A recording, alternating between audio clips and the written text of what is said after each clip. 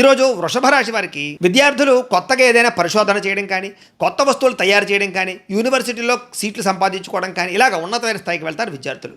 ఇక ఉద్యోగస్తులకి అధికారికంగా బాధ్యతలు పెరుగుతాయి, గౌరవప్రదమైన స్థానం మీకు లభిస్తుంది. వ్యాపారస్తులకి ఆటోమొబైల్ మరియు ఇనుముకి సంబంధించి ఐరన్కి రిలేటెడ్గా ఉండే వ్యాపారస్తులందరికీ ఈరోజు లాభాలు ఉన్నాయి.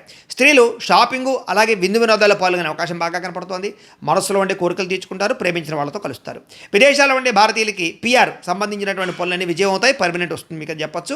గ్రీన్ కార్డ్ ప్రయత్నాలు ఫలిస్తాయి. అలాగే సులువైనటువంటి సంపాదనా మార్గాలు దొరుకుతాయి. చేతి నిండా డబ్బు ఉంటుంది, అవసరమైన వస్తువులు కొనుగోలు చేసుకోగలుగుతారు. తాకట్టు పెట్టినటువంటి వస్తువులు విడిపించుకునే ప్రయత్నం చేయగలుగుతారు. నూతన వాహనాలు వస్తువులు కొనుగోలు చేస్తారు. కొత్త ప్రదేశాలు సందర్శిస్తారు. కుటుంబంలో ఉన్నటువంటి తగాదాలన్నీ తగ్గుతాయి.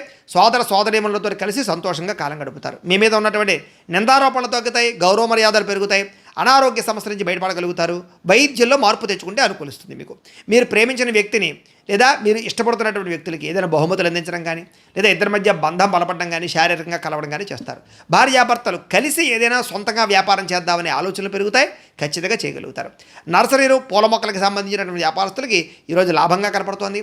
భవిష్యత్తు గురించి భయం తగ్గి ఉత్సాహం పెరిగి పనిచేస్తారని చెప్పచ్చు. శివుడు అంటే మీకు ఇష్టమైతే కనుక ఆయన్ని తలుచుకుని ఒకసారి లైక్ చేయండి, ఆయన ఆశీస్సులు లభిస్తాయి. అలాగే రేపటి రాశి ఫలం కూడా మీకు రావడానికి సబ్స్క్రైబ్ చేసుకుని ఫాలో అవ్వండి. ఇక్కడ కనపడుతున్నటువంటి ఈ లింక్ మీద మీరు క్లిక్ చేసినట్లయితే ఈరోజు ఇంట్లో శివుడికి ఎలా పూజ చేసుకోవాలో వీడియో వస్తుంది. ఆ వీడియోని ఎదురుగుండా పెట్టుకుని మీ ఇంట్లో ఈరోజు శివ పూజ చేసుకోవడం వల్ల మీకు ఈరోజంతా శుభప్రదంగా ఉంటుందని తెలియజేస్తూ లైక్ చేయడం మాత్రం మర్చిపోకండి.